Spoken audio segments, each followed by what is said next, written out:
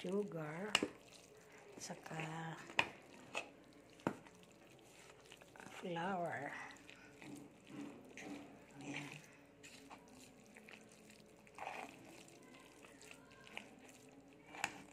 Ganyan palang beef. Marami siyang tubig. Ayan, kagaya nito, oh. Beef na yan. Itong kalahati. Ito, hinati ko sila eh. Ito yung may timpla. Lulutuan ko siya. Mamaya, pagka-mix ko nito, magluluto ako. Testing kung okay na yung lasa. Para ito, hahaluan ko pa siya kung matamis or maalat. Ganyan. Ito muna ang titimplahan ko. Pag tama na yung timpla ko nito, yun na rin ang mix ko dito sa isa. Kasi dalawa siyang jar siya. Oh. Nagawa siya 2 kilo. Ito 1 kilong isa. Ito 1 kilo rin. Kaya 2 kilo kasi ito eh.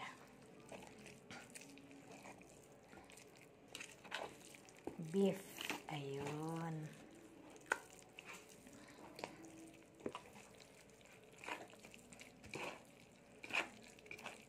Ayan. Tuyo yung ilalim niya. Tama-tama.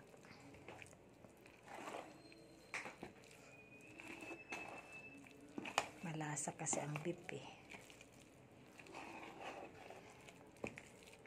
Nalilit pa ako. Ganito rin ako magawa.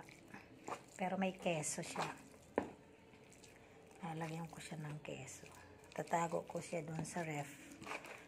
Nakapati na siya. Na iinitin na lang. Papalaman na lang siya sa hamburger. Pwede pang almusal sa umaga. Sa kanin. Ang ulam sa kanin. Ayan. Wala na siyang tubig. Kanina marami siyang tubig kasi 20 na itlog nilagay ko eh.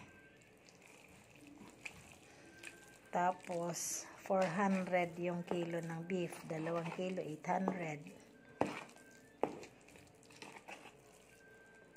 Yung egg 20 na egg. Tag-10 siya sila. Ngayon, susubukan ko, piprituhan ko to.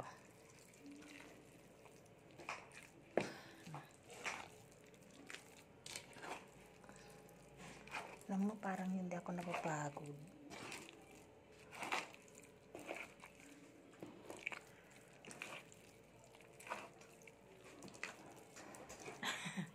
Ayan.